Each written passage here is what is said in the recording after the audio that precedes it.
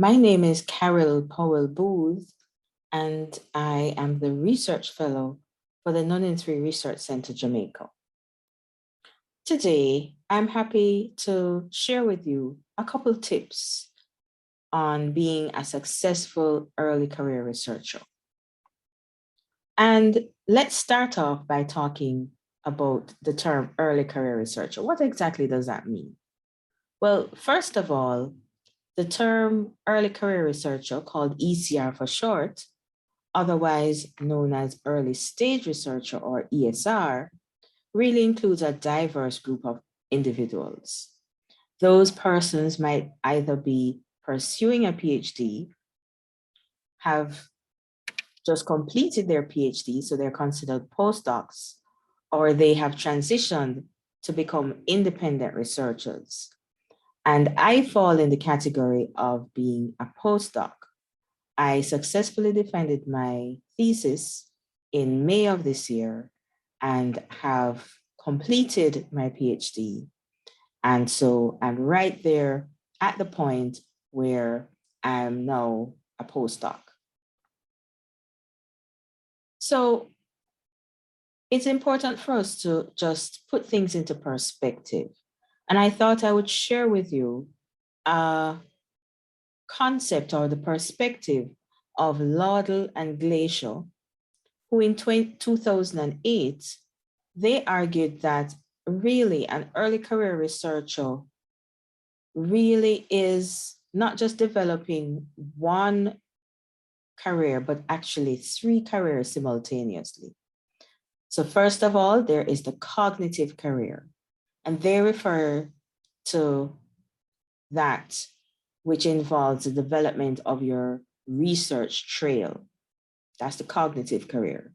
Secondly, they also speak about your community career, and that's your contribution to your wider academic communities. And three, there's also your organization career, which is really referring to the performance expectations of your employer organization. So it's very complicated, and it's really, if you will, three careers in one, according to Laudel and Glaser. So let me just share with you some tips now that I believe you may find useful.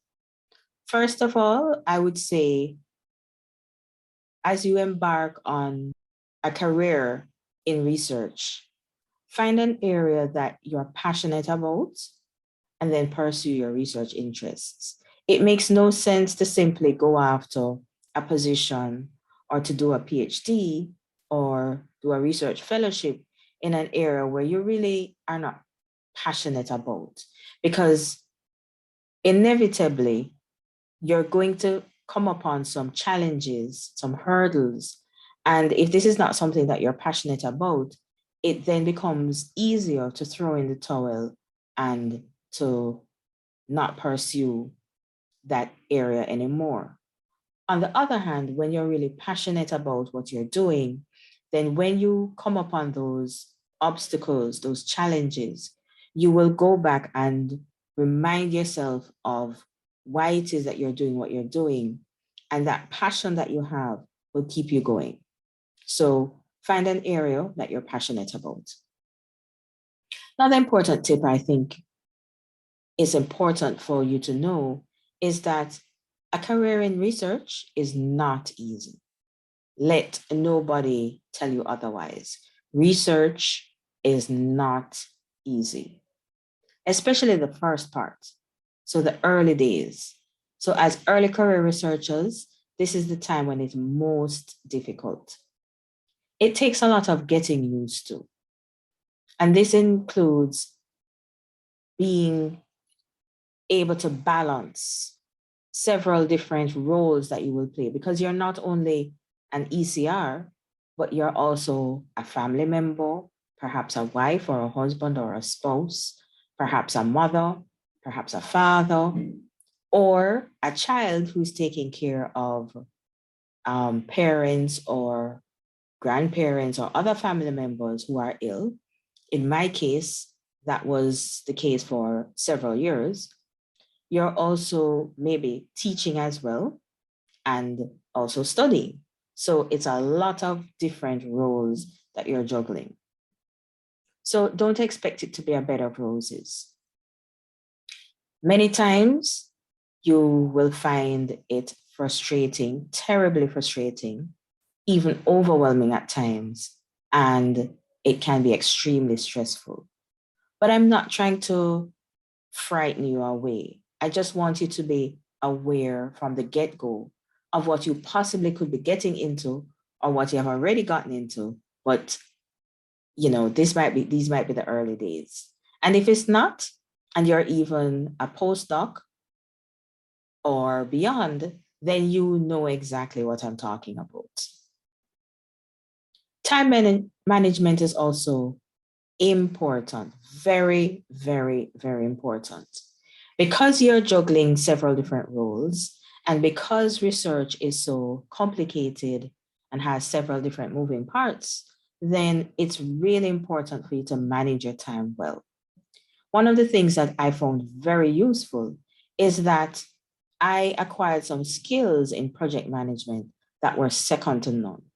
And I would encourage everybody else who is going to be involved in research as a career to have some project management skills, because it's important, especially when you have deliverables, to prioritize what is important, to keep a track of what is on target and what is not, and to devise strategies in helping to regain time that would have been lost because of things that may be outside of your control. For example, waiting on ethical approval can be very, very time consuming, sometimes way longer than you expect. That was the case not only for my thesis as a doctoral student, but also as a research fellow. Waiting on ethical approval from certain bodies can take a long, long time. So budget for the time, but even having budgeted for the time, it may still overrun what you had anticipated. And so you're going to have to know how to make up for that time that was lost in other areas. It's also important to set daily tasks.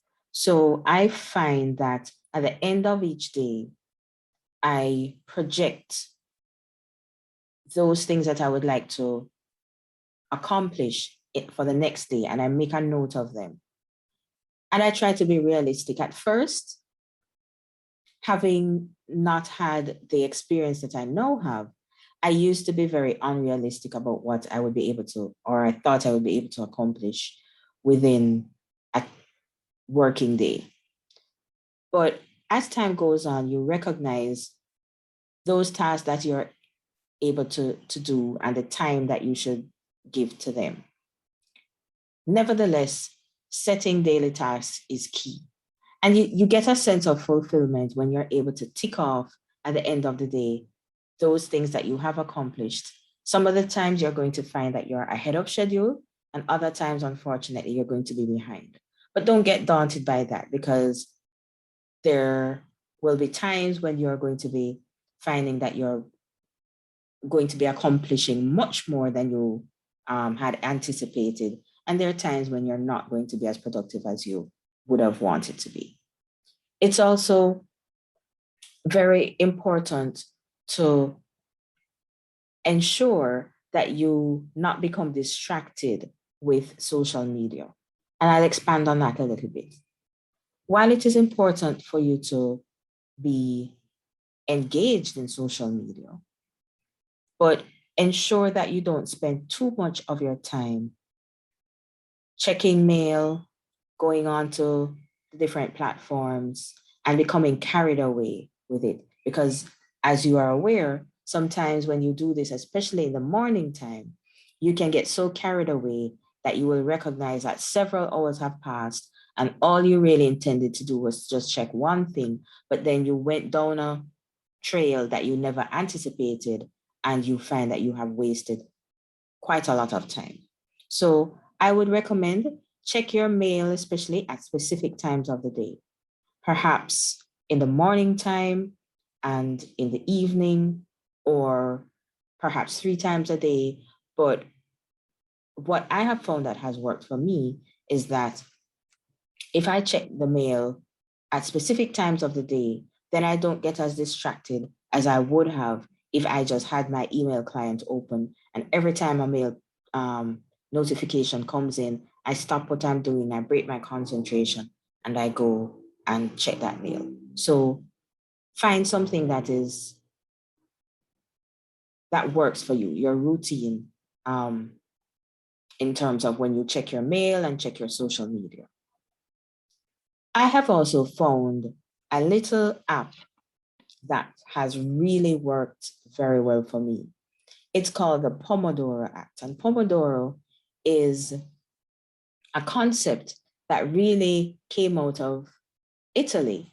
Pomodoro is the Italian for tomato. And if you think about it, it's really interesting because those little timers that we have in our kitchen sometimes are made out of the shape of tomatoes. And so out of that came the development of apps that are related to the Pomodoro concept, which really says, in order to stay on task, you have set whether it is half an hour or 45 minutes to be on task at a time, and then you take another 15 minutes and you can take a break. Because we're not supposed to simply be just working nonstop. But instead, it's better for us, it's better for our brains to take short periodic breaks. We're more efficient when we do that.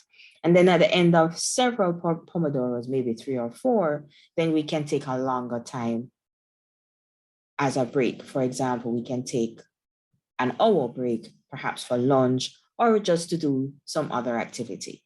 So Pomodoro is another important time management app that I found has worked. I also would recommend that you get out of your comfort zone. And this is in relation to several different areas of your career. For example, you may prefer one particular type of research method. Perhaps quantitative methods is what you prefer. But if you only stick to quantitative methods, you don't give yourself a chance to grow and to expand and to develop. So why not be open-minded and consider learning qualitative methods as well? Because you never know when being a researcher in qualitative as well as quantitative methods will put you in good stead to get a good job. So be open. Also, too, I remember when I started my doctoral journey, and I was introduced to a concept that I had never really heard about before, systematic reviews. Interestingly, I had heard about meta-analyses, but never did I hear about systematic reviews.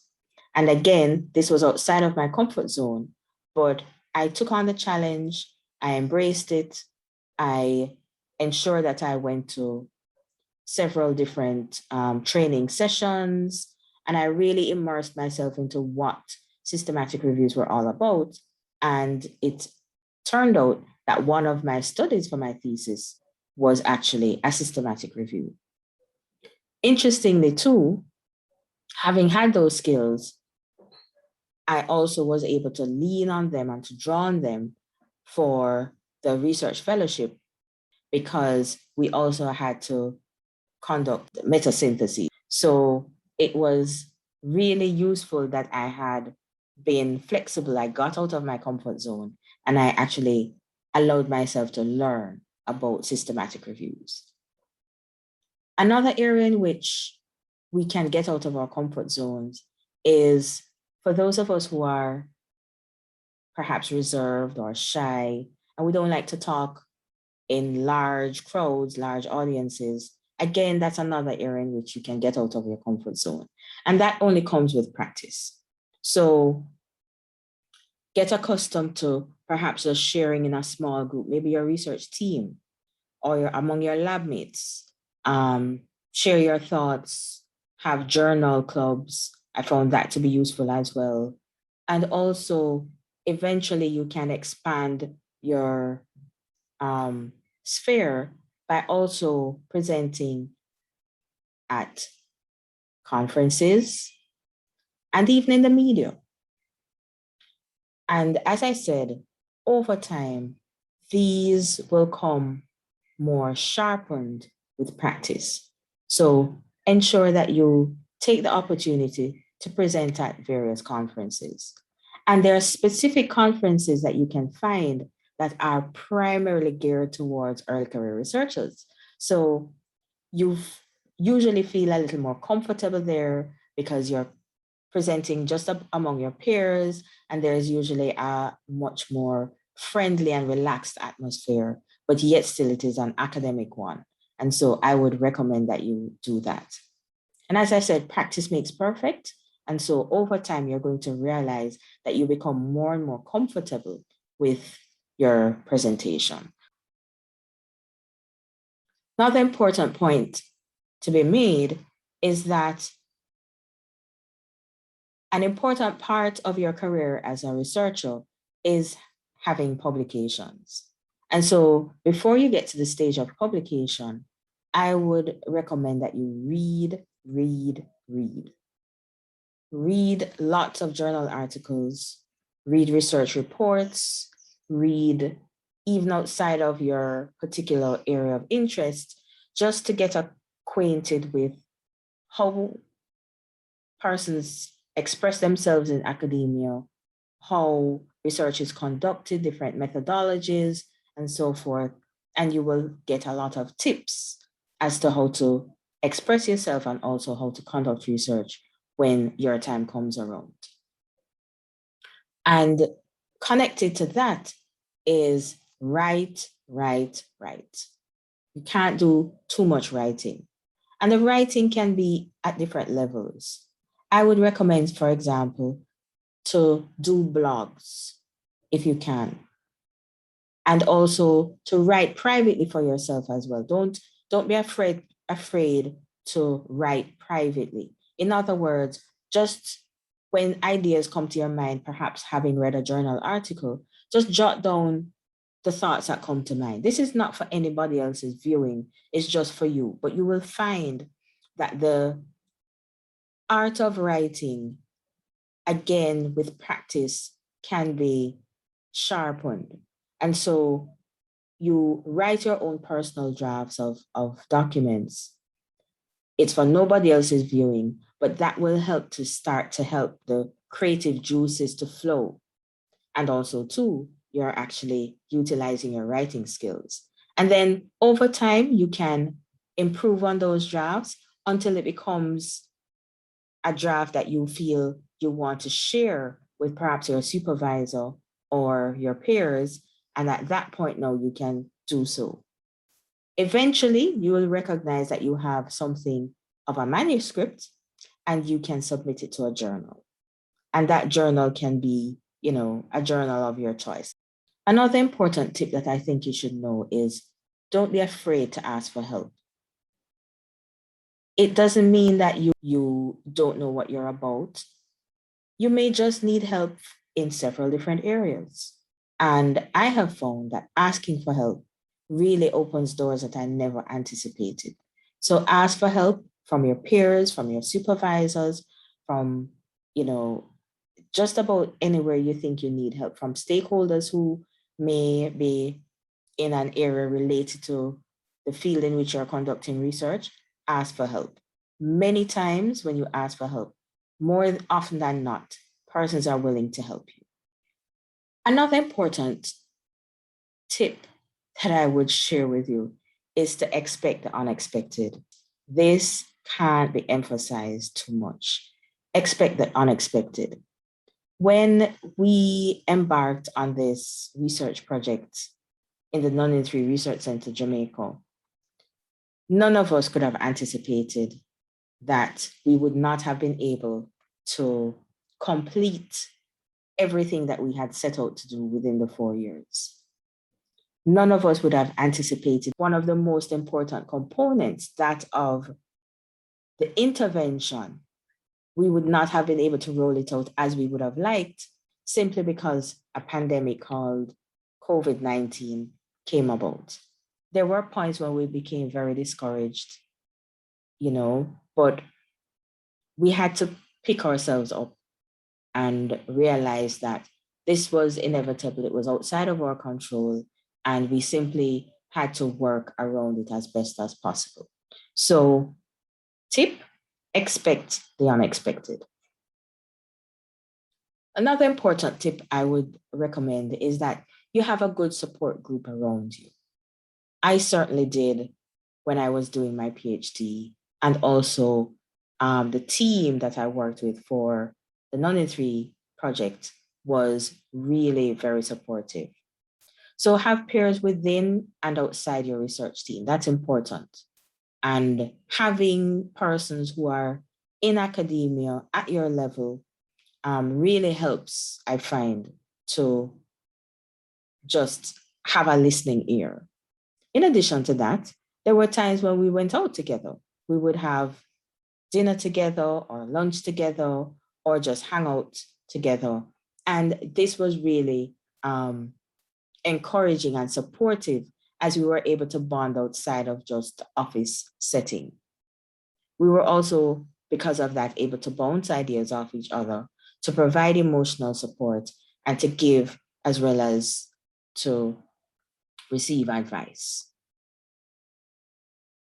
Also, too, I think it's important that you get to know the culture of your organization as soon as you can. So if you're a new researcher in a new organization, find out what are the values and expectations and the practices that guide and inform all the actions of the team members.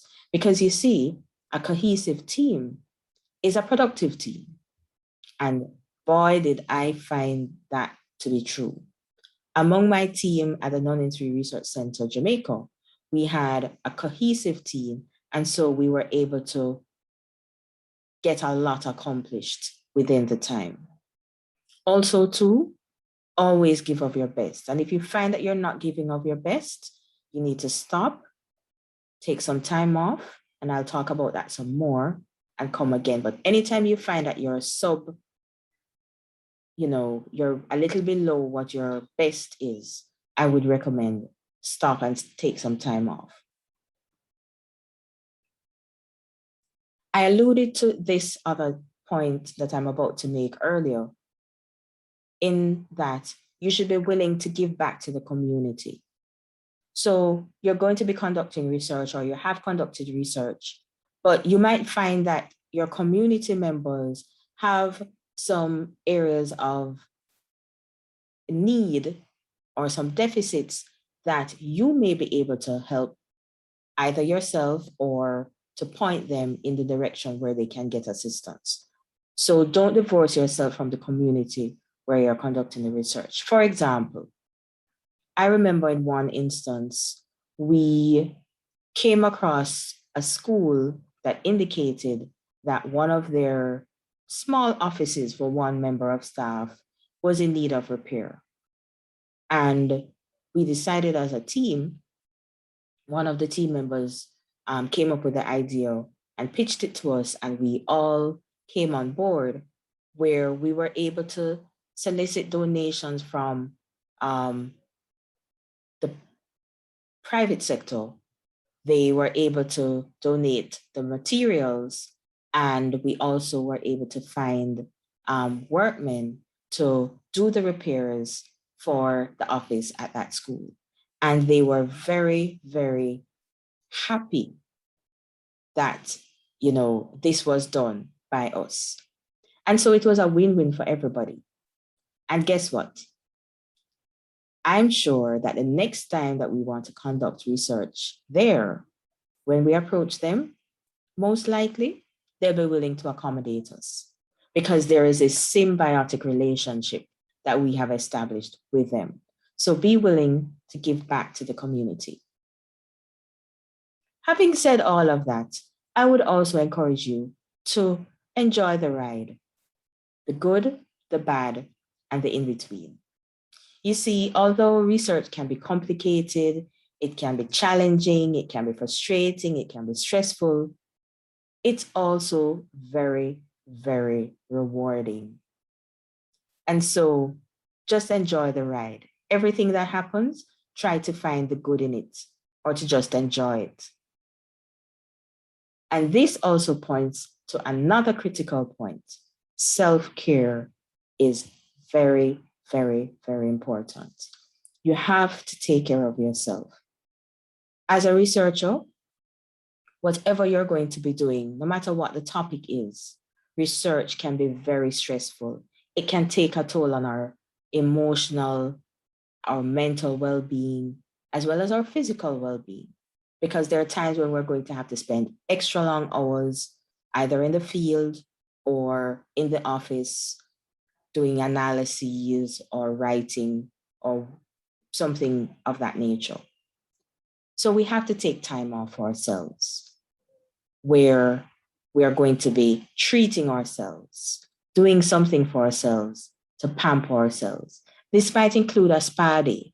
We had that a couple of times in the Non-Injury Research Center, where we just took some time off for ourselves and we went and we got pampered. And that helped to rejuvenate us and to make us even more efficient afterwards.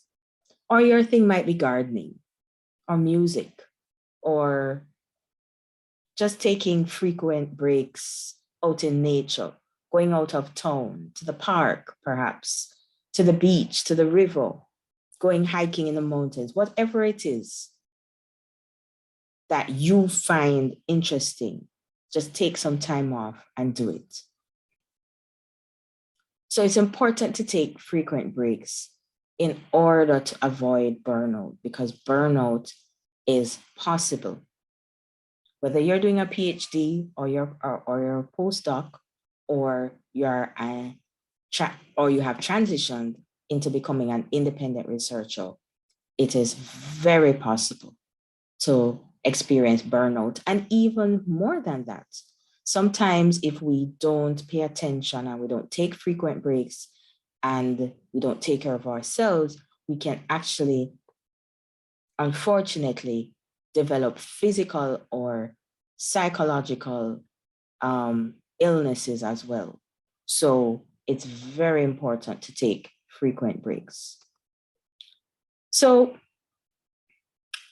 all in all, what I'm saying is that a career in research can be very rewarding, very fulfilling, and exciting even. I found that it has been, and you just might too. So I hope that you have found these tips useful. I'm still learning. I wouldn't say I've mastered this early career research thing yet, but I hope that you find these tips helpful. And I wish you all the very best in your early career in research. Cheers.